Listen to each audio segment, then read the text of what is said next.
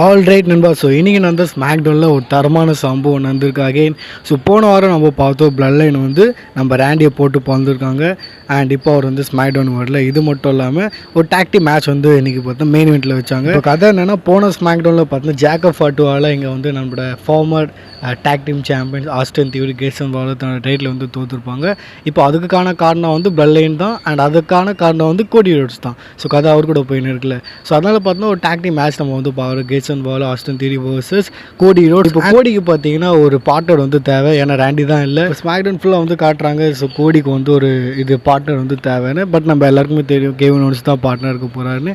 அவர் தான் இருக்கார். மேட்ச் வந்து நடக்குது. இப்போ கதைக்கு வரும். மெயின் இவெண்ட்டில் பார்த்தீங்கன்னா டெஸ்ட்ராய் பண்ணிடுறாங்க.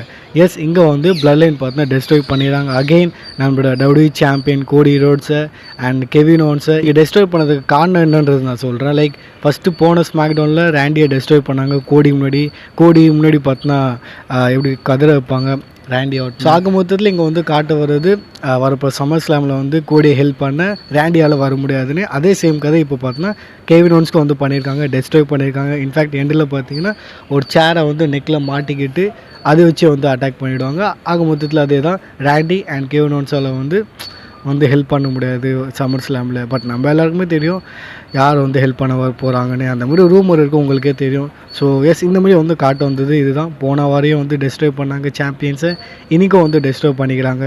ஆக மொத்தத்தில் காட்ட வருது கோடியை ஹெல்ப் பண்ண சம்மர் ஸ்லாமில் இப்போ யாருமே கிடையாதுன்னு.